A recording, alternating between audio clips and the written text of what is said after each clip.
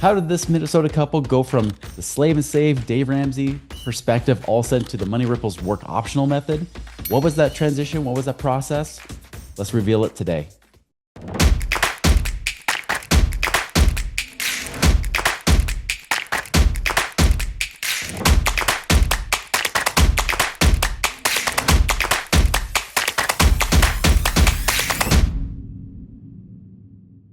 Hello, my fellow Ripplers. This is Chris Miles, your cash flow expert and anti-financial advisor. This show is for you. You've worked so hard for that money, and you're now ready for that money to start working harder for you today. You want to become work optional, where you work because you want to, not because you have to, because you have enough passive income that can cover all your family's needs. And yet, still, it's not just about you getting rich, it's about living a rich life. Because as you're blessed financially, you have a greater capacity to bless the lives of those around you and create that ripple effect in their lives. Thank you so much for joining our show today and allowing us to create that ripple effect through you. You've been binging on these episodes. I know you guys have been sharing it with others. So grateful for that. In fact, even our guests today, again, these were shared with them too. So just so you know, the ripple effect you guys are creating by helping us out, by subscribing, liking if you love this episode, do so because it can literally change people's lives for the better. So please do so today. All right, guys. So I'm excited to bring on this couple here with you today because I have Murry and Aimee with us. Now they're joining us from Minnesota, as I mentioned. Now the cool thing is we got Murry, who's an optometrist. We've got Aimee, who's a principal, and what's awesome that this power couple kind of got together here. They were in this place just like you were, even just like a year ago, right? They were kind of on that saver mentality, but then they had to make that transition. So I want to talk about what was it that got them to make the switch? How were they able to do that and actually see real income coming in? That's why we have them on our show today. So, hey guys, welcome. Hi, Thank thanks. you. Glad to be here. Yeah. So let's just start off with this. Like, how'd you two meet? Oh man. You weren't So expecting that question, were you? No, I no, yeah, know. right. That's a few years ago. Yeah. We both went to University of North Dakota. We're both math majors. Before she did the principal thing and before I did the optometry thing, we were in math classes together, math geeks, and that's where we met each other. There's nothing sexier than math, right? Yes, exactly. It just all Yep. adds up. It wasn't even chemistry class. It was like, no, we couldn't wait for Yeah. that. It was math class. Yep, Yep. definitely. Uh, Well, that's great. And so was it like love at first sight or love at first equation or what was it? I always tell people we had a class that there was four of us. There's two guys and two girls, and I figured, well, hey, he was the cutest one there, and he was the one. The other guy was single, but This is we had some classes together, and so I think that's where we started hanging out, and yeah, so yeah. That's great. And Aimee, yeah. were you always going to education or was that something you changed, like shifted midway into college or? No, I mean, I always kind of wanted to be an educator. I did when freshman year wanted to be a chemical engineer, but kind of changed my mind that being a math teacher like my dad would be a lot more fun. It's in your So blood. it's in Yeah. my blood. Yeah. Yep. But she taught Wow. math for 16 16 years. years Yeah, 16 before years. being a principal. Mhm. And then why'd you become a principal at that point? Were you just, you thought, I, I'd like to like just boss people around at this point or I think I was just kind of I wanted to kind of help lead adults too, besides students, Hmm, and kind of have more of a effect on, instead of just my classroom, more effect on people. So that's kind of yeah, why. More Yep. influence. More Yeah. influence. Yeah. Hmm. gotcha. You were trying to create your own little ripple effect too, huh? Yeah. Yep. Exactly. Yeah. Yep. Well, I love it. And is it, now I know you said K through 12. Is that like is this like actually like K through 12 or is this more like you're in the high school now or? No, it's preschool through 12th grade. So I have everybody. Cool. So there might be, I might have a kindergartner that comes in, and the next moment I have a 10th grader that comes in. So Oh yeah, my it's goodness. quite an experience. Yeah. Yep. That's a wide range. Yeah. That's not easy. Yep. Keeps me on my toes, and I never know what's coming at me. And I think that's kind of why I like it. Yeah. Yeah. And then for you, Murry, I mean, now you went to optometry. Was that a lifelong dream or is that something that kind of Yeah, progressed it's along the crazy. way? I actually decided I wanted to be an optometrist in like third or fourth grade. And I decided, seriously remember the time when I decided, yep, that's what I want to do. I was probably 10 years old. I got Wow. glass when I was in second grade, got glasses, and I always loved going to the eye doctor.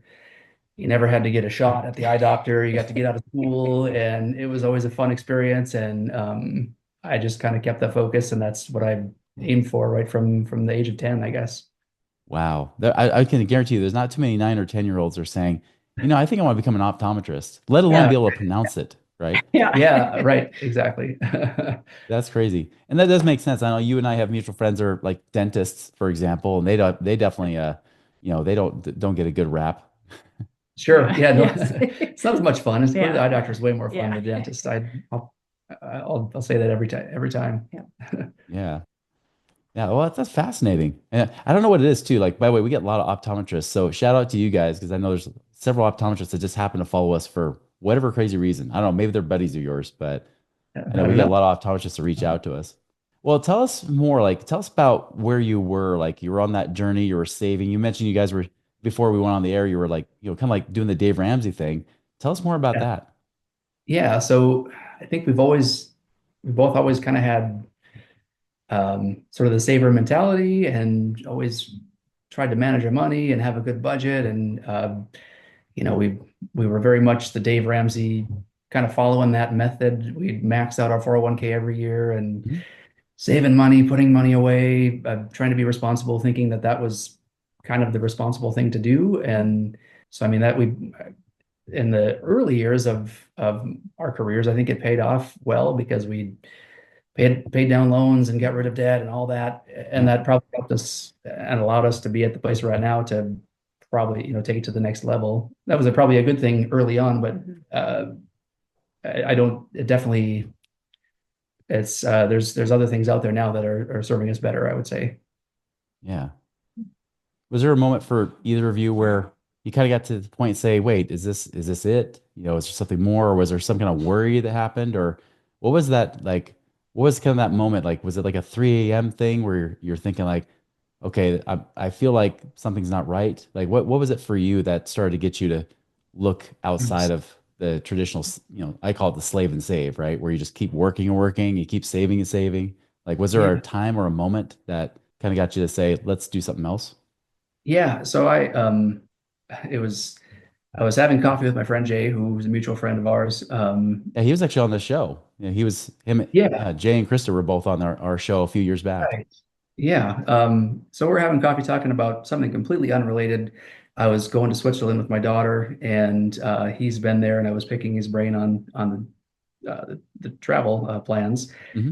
And he had made a comment just in passing about he retired a few years before that, and he retired in his early to mid 50s, I believe. And he had made a comment about, yeah, you got to start getting some passive income coming so that you can have some more freedom or something just Simple as like that. that. Talked about real estate just briefly in our conversation, and then left, and that was the conversation. And then that started the wheels turning, and then we started talking, and I'm like I think the next day I was texting him like, you need to give me some more information because I'm super curious about what that even looks like. What does that even mean? Um, Why so did that then he, pique your curiosity so much? Because I know some people they like, oh yeah, whatever you're doing that thing sounds like you're gambling. Like, what was it for you that made you say, I need to, it kind of left me on a cliffhanger here. I need to learn more. right. I think it was sort of the proof of him uh, sitting there living the life, doing the thing. He's only a few years older than we are, and he was proof that it actually can work for someone. So yeah, just seeing that him and Krista were doing that and making it work for them and able to get away from his practice, that really I think got us curious. I think also just kind of seeing like how, especially my parents had to keep working and working, and when can they get to that retirement age? And I mean, my dad retired as soon as he could, but my mom kept working because the more she worked, the more she'd get in her retirement from the teacher association, the teacher retirement association. Yeah. And I kept kind of looking at it, I'm like, I don't want to be teaching when I'm in my 60s. Or, at that time, teaching or being a principal, I didn't want to do that.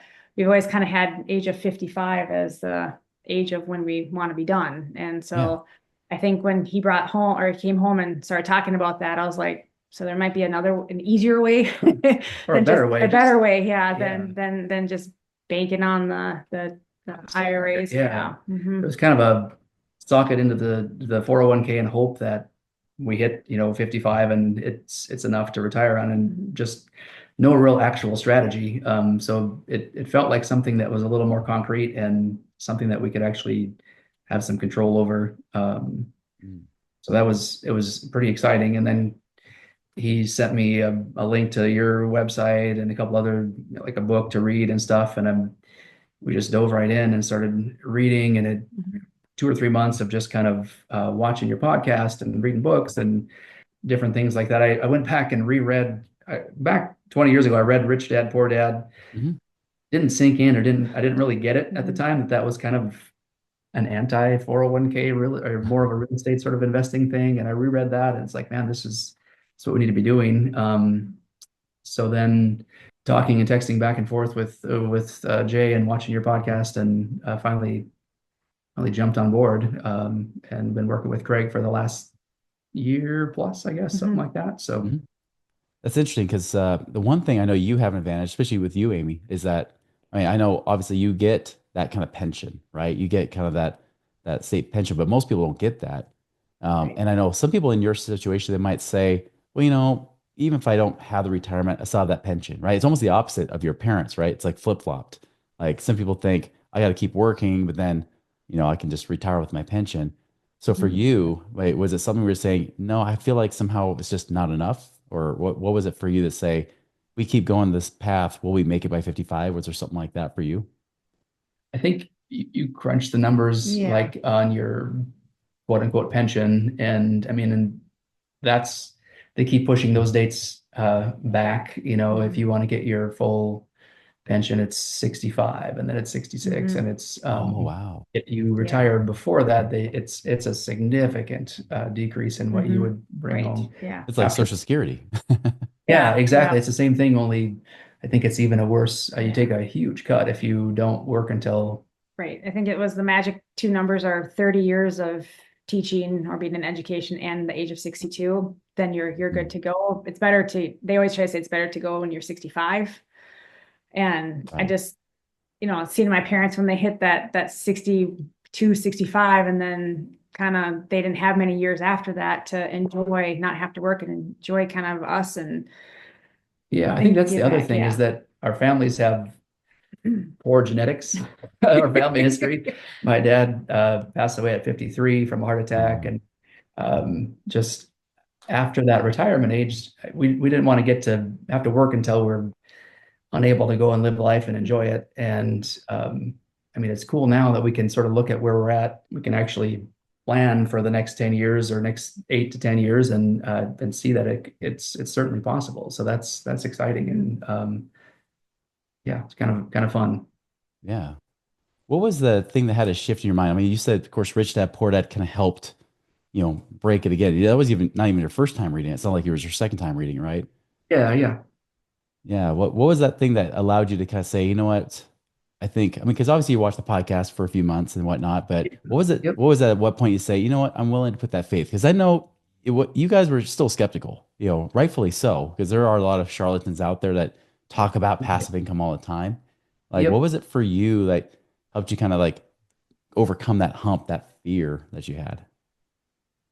So I think that, like, so after those couple 2 or 3 months of investigating and learning and stuff, so we at that point we kind of knew that, hey, this real estate and passive income really seems like it's kind of the answer to get us what we want. But to like try to do that on our own, we would never go and like buy a rental house on our own and try to make that work. Or we knew that that was where we wanted to be. We had no idea what the process looked like, and we sort of needed somebody to like hold our hand through that. And Yeah. we were too afraid to make those sort of moves on our own. And there's just too much out there to like an overwhelming amount of information to sort through, and we needed somebody to like, this is our situation, and this is kind of our risk tolerance, and help us figure Yeah. out what in the world fits into our strategy here. And so we needed some help with that, I think, and it was that's exactly what we got. I mean, it Mhm. was I don't know if you want to go talk about that yet, but like Sure. when we started meeting with Craig and our first few meetings with him and just talking about like our family history and the way that we view money and what are we afraid of and what are the things that, what are our goals and dreams, and, really getting to know us inside and out. And then, looking into, just teaching us about all these different investment classes, not just throwing these things out there, but really educating us.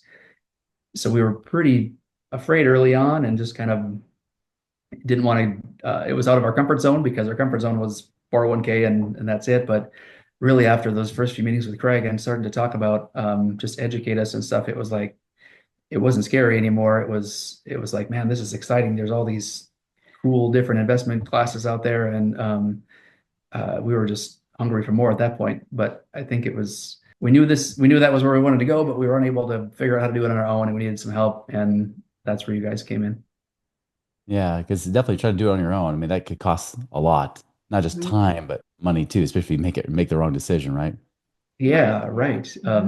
If left to our own, we would probably just need to talk about it and know that that's what we need to do and just keep kicking it down and never actually be brave enough to do it. And analysis paralysis. Yeah, and that's exactly, and that's one of the things Craig helped us through. He asked us what are some of the reasons that we feel stuck, and that was one of them, and he helped carry us through that part of it. So that was good. That's great. Yeah, it kind of reminds me of what my wife will say every once in a while when she doesn't want to spend a crap load of time on something. She's like, "We ain't got time for that," right? Especially when you guys are both busy, professionals. You're doing what you're doing, and it seems like you even love what you do too. But it sounds more like you want the freedom to be able to step away, if you want to, right? Yeah, that changes the whole perspective on going to work every day. If you go to work because you have to go grind it out every day, that's no fun. But if you go to work because you love your job and it's not like just getting by, it changes the way you look at the day, I think. So Absolutely. We're getting there and we're excited for that phase. It's awesome. If you've been following this podcast, you're probably looking for great ways to create passive income right now, right? Well, we got you covered here with Central Lending. Central Lending specializes in alternative investments that actually are designed to create steady returns and long-term financial security for you and your family. Now, they prioritize transparency. They love, building those strong relationships, giving you that confidence and peace of mind, knowing that you have your money working harder for you, so you don't have to work so hard for that money. You want to learn more how to do that? Go to centrallending.com and check out what they've got today to create your passive income and wealth creation right now. So what would you say, of course, you've been about a year into this, and it sounds like you guys are starting to create some passive income. Is that correct? Yeah. Yep. And that's kind of fun to see that. We meet with Craig every month or two, and he gives us this nice spreadsheet. Can't think of the name of it right now, but sort of lists our investments and the monthly passive income from each one. And it's just cool to see that number. And then we talked to him about, okay, we're putting money away. What's going to be the next spot to invest, and then just keep rolling those monthly passive numbers into the next investment. And it's exciting to see that, and we can really see where that's going to go in the next 5 to 10 years. So, are you still max funding your 401ks? You're like, oh, forget that. Like I'm going to this now because we're going for 55. That's been a full 180. I think one of the first things I said to Craig, I don't know, probably when our first meeting with him was like, we have this cash saved that we are hoping to invest with, through Money Ripples here. And I really don't want to touch any of the 401k stuff. I kind of feel like that's there, and I want to leave that there. And he's like, yeah, okay, that's totally fine. He was all right with that. And, we invested some cash and get a couple first small investments going. And really he calls it the proof of concept. I mean, once we start seeing that, these other options are out there, man, we're currently closing down our 401k at the office. And so we can access that cash and move that into a self-directed account. And definitely switched our mindset completely from a year ago. And I would have been the last person to say that would have happened. But yeah, just with seeing the proof in the past year, it's awesome. So you heretics, you look at that. I know. Yeah. Look what you've done to us. Yeah. Yes. I know. Dave would be rolling in his grave. Well, if he's dead, right. But Ramsey's still alive. He's still kicking. Yeah. Right. Yeah.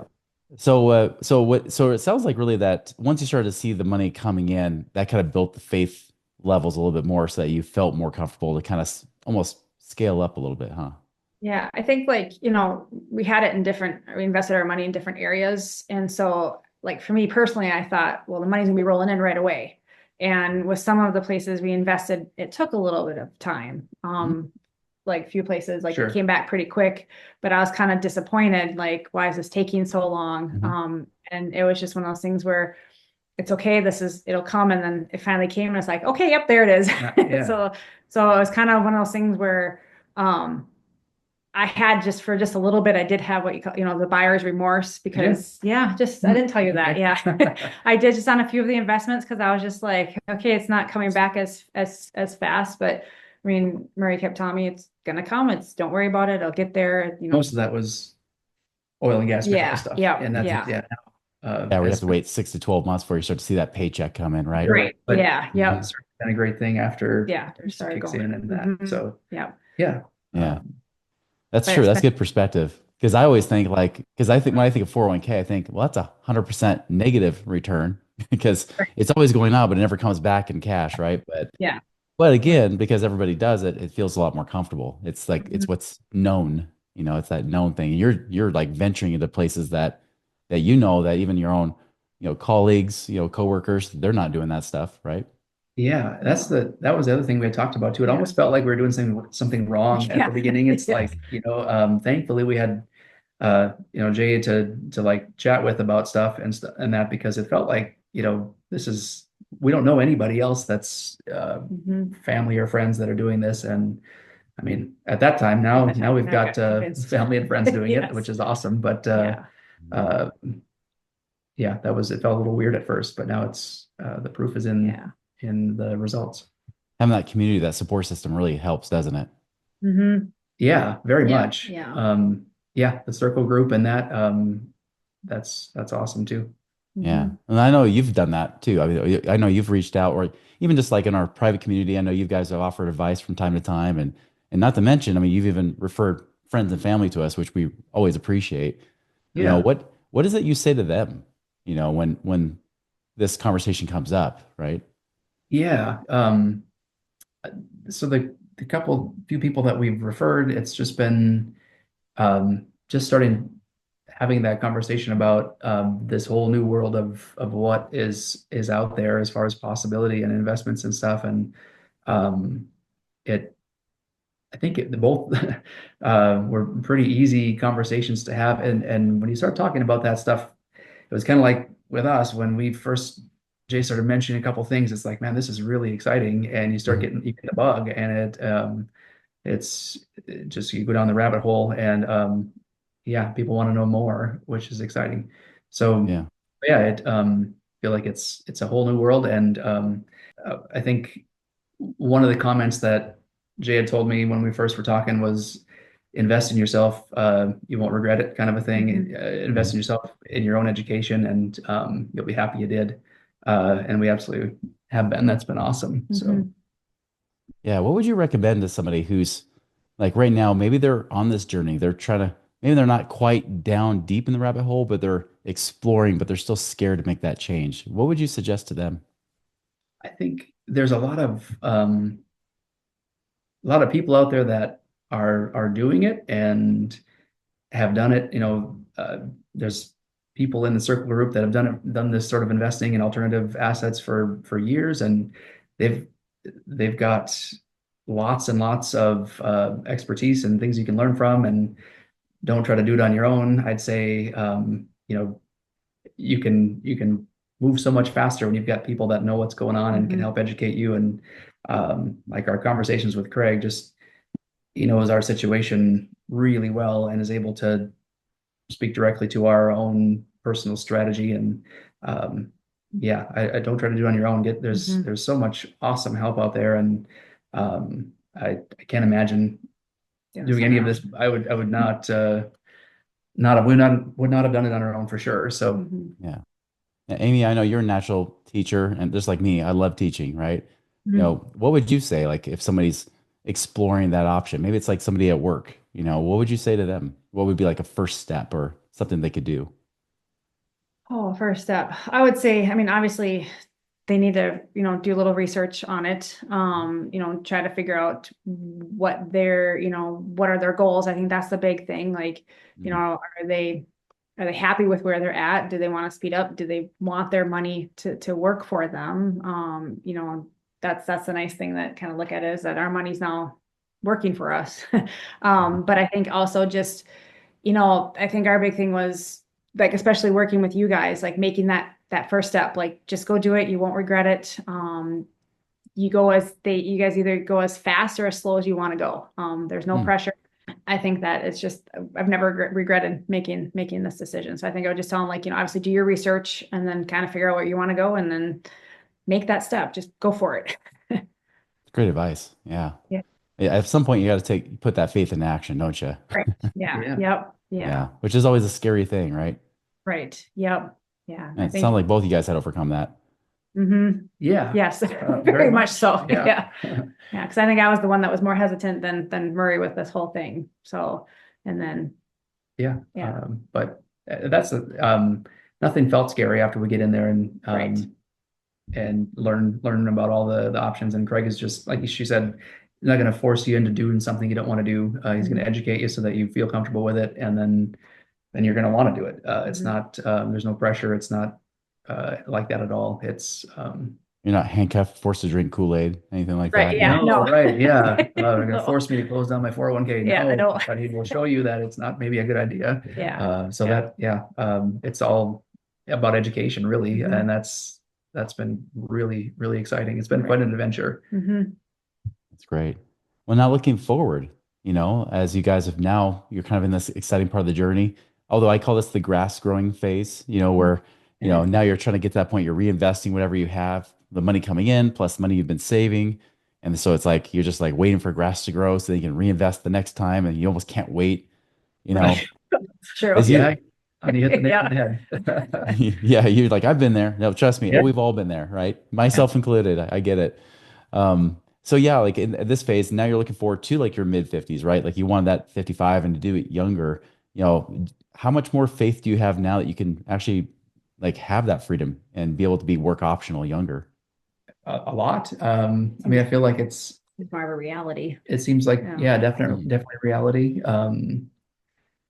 And it kind of feels like instead of just hoping, it feels like we kind of know exactly what we have to do to get there. I mean, we could sit down and literally spreadsheet it out probably and figure out, what do we need and when will we be there? So I feel like it's very, very reachable. So that's kind of the exciting part of it is not just hoping, but actually having some control over it and seeing where we can get to. Yeah, it sounds like you have a clear path, or at least a more clear path for sure. Right. Yeah. That's great. And say Greg is helping lay that out every time we talk to him. It seems like we think differently about things. We learn so much from each of these investments and talking to different people. Every time we sit down with him every couple of months, you think differently about stuff because you learn from all of this, and it's been a fun ride. So That's great. What do you see as like your next thing? Once you hit that work optional and now you don't have to show up to work anymore, what do you feel like is the next thing you'd like to do in your lives? that's funny. We were just talking about that yeah. over the weekend. Yeah. Yeah, I think what we decided, we talked about that over the weekend because we're like, if you don't have work to get up for, what gets you out of bed in the morning? What's your purpose? How do you make an impact on the world, and why are you still here? So yeah, we do a lot of camping in the summertime, and one of the things we want to do is spend a lot of time outdoors, climb some mountains, do some hiking, do some camping. But yeah, that chapter is yet to be figured out. I gotta do some thinking about that. But yeah, a lot of outside time. We have three daughters, three kids. Our oldest daughter just finished her first year of college, so we'll have hopefully grandkids someday, and not soon, but not too soon. Not too soon, right? yeah. But yeah, we're hoping to have time to spend with the girls, and I think we also want to have time to give back to whether it's a community, whether it's a church. I mean, Yeah. I like working with high school kids, strangely. I mean, I like working with all kids, but just trying to figure out a way, like, is there a way to work through our church and help Sure. give back? And so like having that freedom too, to be Yeah. able to do that. Have the So time have the and time for that. yeah, Mhm. for sure. I Yeah. love that. Well, Mhm. that kind of leads to my next question, what do you feel you're here to do? Like, what do you feel is your ripple effect that you're here to create? Even if it's just in general, maybe you don't know specifically yet, but what do you feel like is that ripple effect deep down, your purpose that you can use maybe in your own God-given way? Oh man, that's a tough one. You're not making this easy. Yeah. So yeah, I was warming you up the whole time, you know? Yeah, you yeah, were. right. Up until now, I mean, we've got three daughters. Our youngest is 16, and like our purpose has felt like it's raising three good kids with great attitudes and good hearts, and send them off into the world to do great things. And now we're kind of at that sort of like transition period where like what is the next chapter, right? So what is our purpose moving forward? And um, yeah, it has something to do with having a positive impact on the world, but just what I don't know at what scale. I think for me right now, it's obviously making that positive impact on my school. Making sure that the kids that leave us, they are good people, they're good citizens. Yeah. No matter what route they go, they have the tools to get them there to make themselves successful. That's the biggest thing. We're making lots of, I think, good changes at our school. Just trying to focus on making sure they're ready if they're going to college or they're going into their career, and that's our big piece. So I think that's kind of my Currently your purpose, my yeah. purpose right now is just kind of getting these kids ready for the world, and so they have a purpose themselves. Yeah. Create that legacy for the next generation, right? Right. Yeah. Mm-hmm. Yeah. Yeah, that's the thing. It's like we can try to get all the accolades and success we want in the world, but the truth is most success happens within the walls of our own home with our own children. As of Right. course, you even have impact on other people's children too, which that's a big thing. That's a big responsibility that you can't be taken lightly.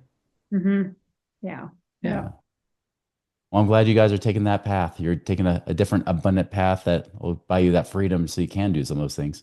Mm-hmm. Yeah. We're glad we are too, and we're glad to have the help with it. That's Yeah. so thanks for everything. Any final parting advice you would give anybody listening right now? Anything that might help them out? Just dive in and invest in yourself and do it. I don't think anybody would ever regret uh, joining Money Ripples and just educate yourself. And I don't think there's any you can't go wrong. It's an exciting thing. Mm-hmm. I think like my advice is just, you meet a whole bunch of different operators, and just because you meet them, you don't have to go with them. And sometimes it's okay not to feel like, hey, this is not where we want to go. And so, and that's okay. I mean, I think that was our big thing, was like, I always felt kind of bad, like we'd meet an operator and like, I don't feel right about this one, even though Mhm. even though somebody else that we know might want to go with that one, we kind of like, I don't think we want to go with that one. And so I say, kind of trust your instincts, Hmm. and just because you met someone doesn't mean you have to invest with them. So, Great advice. Yeah, absolutely. There's an abundance of opportunities, abundance of investments, right? right. You Yeah. know, plenty of things you could be doing. You don't have to like just go with one because they're nice people or because, you Right. know, other people invested, even Chris Miles, for that matter, right? It's Right. you pave your own path. Right. And I love that. That's great advice. Well, guys, I appreciate your time today. It's been awesome, and I definitely, I'll tell you, even though you might keep giving us kudos, the truth is that you should get all the credit here because you're the ones that had the faith. You overcame those fears. You actually went and did it. You're doing it, right? And you're creating this whole new future for you and your family, which that's to be commended and actually inspires me. Like that's the ripple effect I'm always here to Mhm. create, even when they get those down days saying, why am I doing this again? Like, why can't I Right. just go, hang out on the lakes with you guys, and just go at the cabin and just enjoy that time and not do anything. But, you guys inspire me to want to keep doing this podcast and keep moving this mission that we have at Money Ripples forward. So thank you for being an inspiration to me. Thanks Well, a thank lot. you. Yeah, Yeah. you bet. Yeah. Well, everybody, great advice that you got here today. Hopefully that's something that connected with you in whatever way, shape, or form. And even if it wasn't something they said, I'll tell you this, the best lessons I've ever learned is not always what's said, but what I hear, right? So if you got that lesson, like some kind of whisper that you heard saying, this is what I needed to do, and not just listen to, but actually act upon, that's the big message I got from Murray and Amy is it's not just hearing about it, but it's like, what am I going to do to have the faith to overcome those fears and act today? So, guys, I challenge you to do that today. Take some step forward in your life that can get you to that next level. Go and make it a wonderful and prosperous week. And we'll see you later.